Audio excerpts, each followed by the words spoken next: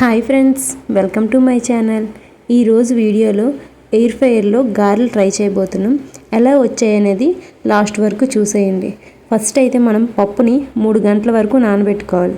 తర్వాత గ్రైండ్ చేసేటప్పుడు అందులో కొంచెం అల్లం వేసి గ్రైండ్ చేసుకోవాలి. ముద్దని సాఫ్ట్గా కాకుండా కొంచెం గట్టిగా రుబ్బుకోవాలి. అందులోనే కొంచెం ఉప్పు, ఉల్లిపాయలు, పచ్చిమిరపకాయలు, జీలకర్ర వేసి బాగా కలుపుకొని పక్కన ఉంచుకోవాలి. ఇప్పుడు మనం ఎయిర్ ఫ్రైయర్లో ఎలాంటి మెటీరియల్ వాడాలో చూసేద్దాం. స్టీల్ మనం వాడుకోవచ్చు. ఇప్పుడు చూపించిన సిలికాన్ మౌల్డ్స్ వాడుకోవచ్చు. తర్వాత మనం ఏ ప్లేట్లో అయితే గారెలు వేసుకోవాలనుకుంటున్నామో ఆ ప్లేట్కి కొంచెం ఆయిల్ అప్లై చేసుకోవాలి.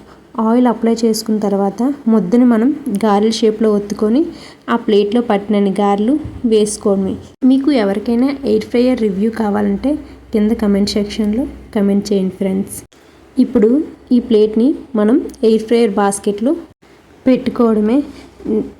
ఇప్పుడు మనం ఎయిర్ ఫ్రైయర్ని ఎలా ఆన్ చేయాలో చూసేద్దాం. ఫస్ట్ అయితే మనకి ఇక్కడ స్టార్ట్ బటన్ ఉంటుంది. అది క్లిక్ చేస్తే మనకి ఇక్కడ మెనూ కనిపిస్తుంది. ఇప్పుడు మెనూ మీద క్లిక్ చేస్తే మనకు నచ్చిన ఐటెం సెలెక్ట్ చేసుకోవచ్చు. ఇప్పుడు నేనైతే ఇది బేకింగ్ ఆప్షన్లో పెడుతున్నాను.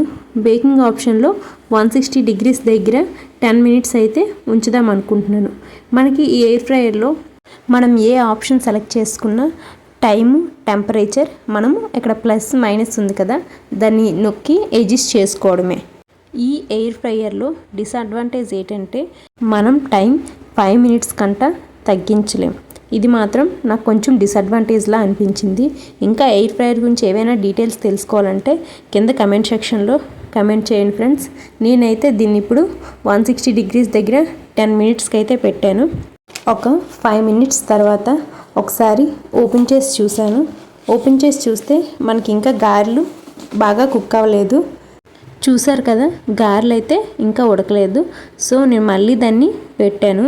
ఈ ఎయిర్ ఫ్రైయర్లో ఒక అడ్వాంటేజ్ ఏంటంటే మనకి టైం అయిపోగానే ఆటోమేటిక్గా ఆఫ్ అయిపోతుంది. మనకి సౌండ్ కూడా వస్తుంది. సో మనం ఈజీగా దాన్ని ఆఫ్ చేసుకోవచ్చు. ఇప్పుడు చూసారు కదా ఫ్రెండ్స్, ఎయిర్ ఫ్రైయర్లో గారెలు ఇవైతే అంతగా కుక్ అవ్వలేదు. ఒకసారి టేస్ట్ ఎలా ఉందో చూద్దాం. ఇవైతే పెద్దగా టేస్ట్ కూడా ఏం లేవు. నన్ను అడిగితే ఎవరైనా ఎయిర్ ఫ్రైయర్లో గారెలు ట్రై చేయాలనుకుంటే వద్దనే చెప్తాను. ఎయిర్ ఫ్రైయర్లో గారెలు అనేది నన్ను అడిగితే ఒక ఫ్లాప్ రెసిపీయే.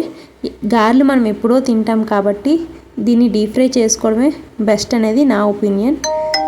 ఇంకా ఎవరికైనా ట్రై చేయాలంటే మీ ఇష్టం, ట్రై చేయొచ్చు. నన్ను అడిగితే ఇది ఒక time waste process. Next air ఫ్రైయర్లో ఏ రెసిపీ చేయాలో కింద కమెంట్ సెక్షన్లో కమెంట్ చేయండి ఫ్రెండ్స్. ఎయిర్ ఫ్రైయర్ గురించి ఏవైనా డౌట్స్ ఉన్నా, రివ్యూ కావాలన్నా కింద కమెంట్ సెక్షన్లో కమెంట్ చేయండి. Bye friends.